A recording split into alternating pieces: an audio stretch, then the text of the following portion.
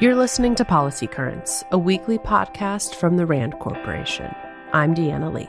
And I'm Evan Banks. Every Friday, we bring you new insights from RAND's latest research and commentary. It's February 17th.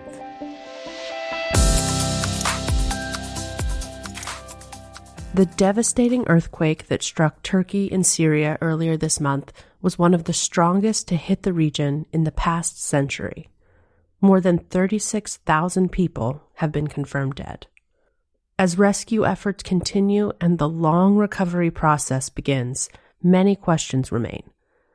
RAND researchers recently provided insights into a wide range of important topics, from what the long-term reconstruction effort will look like, to the costs of the crisis, to supporting refugees. Here's just a sampling of what they had to say. Shelley Culbertson, a senior policy researcher who focuses on forced displacement, post-conflict stabilization, and disaster recovery, discussed the top considerations for recovery efforts. After the immediate response, rescuing people, addressing injuries, uniting families, putting out fires, clearing rubble, and restoring basic services, the longer-term recovery will begin. This will include developing plans, managing financing, coordinating among national and local governments, along with international donors, rebuilding homes and public infrastructure, developing improved standards, and many more steps. RAND research has shown that recoveries like the one facing Turkey and Syria take a long time. Depending on the severity of the disaster, it can take 5, 10, or even 15 years to do much of the needed rebuilding, which is expensive and demanding. Reconstruction in both countries could require capital investment of many billions of dollars. And there may be challenges in finding the staffing and those with the skills needed to oversee these projects, not to mention the massive workforce needed to do the rebuilding. Krishna Kumar, vice president of RAND International, discussed concerns for the many Syrian refugees in the region. They should be included and involved in the reconstruction efforts, he says. In fact, a recent RAND study found that refugees are eager to contribute to the local economy, even during normal times. And during this extraordinary time, they are likely to be even more willing to work, especially since many refugees themselves have been affected. However, legal and regulatory restrictions often prevent them from working. Turkish officials could remove this hurdle by suspending all restrictions on the kinds of jobs Syrian refugees can do and accept help in recovery and reconstruction from all. Jesse Raposo, who directs the Disaster Management and Resilience Program within the RAND Homeland Security Research Division, explained the economic impacts of this crisis. Current estimates include nearly $70 billion in housing losses and another $10.4 billion in economic loss. These massive numbers, which are likely to only increase, are partly due to the poor construction of many properties. This is a stark reminder, Raposo says, of the importance of implementing more resilient building codes and standards, and that new construction should adhere to safe building practices. To get more insights from our experts, you can find the complete Q&A on the RAND blog. By the end of January, America had already experienced 63 incidents with 4 or more people shot, and more than 4,200 firearm deaths. Despite the high rates of gun violence in the U.S., data collection on gun deaths and injuries is severely lacking. For example, the federal government collects no official data on mass shootings, and has no comprehensive data collection system tracking non-fatal firearm injuries. According to RAND experts, shying away from measuring gun violence may be making the problem more difficult to fix. What's really needed, they say, are reliable state-level estimates to understand how laws and other prevention efforts affect firearm violence. The federal government could also help bolster data collection by ensuring that funding is sustained. Improving data quality is also key.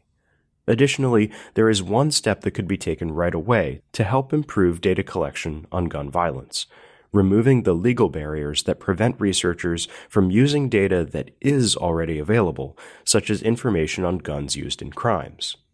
The importance of data collection cannot be understated. As our experts note, all Americans want to see reductions in firearm violence, but specific proposals are often controversial because there are no data demonstrating their effectiveness. If such data were collected, this would no longer be an excuse. Recent estimates show that 6% of women in the military were sexually assaulted in the last year. Another 24% experienced sexual harassment.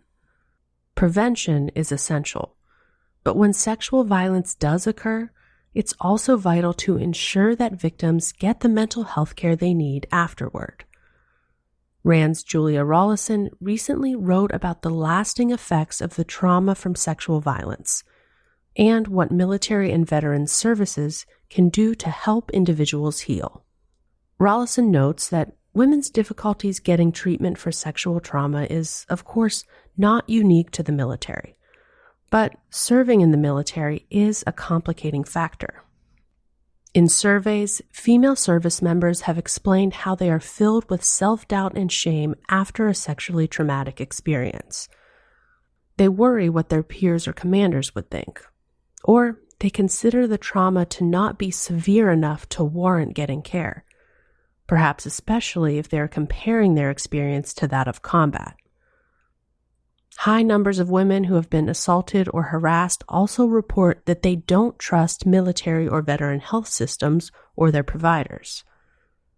Further, the very environment of military and veteran healthcare settings can be unwelcoming or even distressing. As one woman interviewed about VA healthcare put it, quote, "There's just so many men here. Men who have particularly worn uniforms. And that was one of my big triggers, was being around people in uniform." Rawlinson discusses some changes that could help address these issues. To start, no one should feel as if there is a trauma threshold for seeking mental health care. This is a message that needs to be delivered clearly and repeatedly throughout a military career, Rawlinson says. Adding more female psychiatrists, psychologists, and other counselors could also help. The VA could also roll out more women-only spaces and clinics, or at least establish adequate distance between patients in waiting rooms. In addition, VA staff could be trained in stigma-reducing communication skills. Barriers to accessing mental health care should also be addressed. Women have reported problems getting appointments, getting time off work, securing childcare, and affording the treatment they need.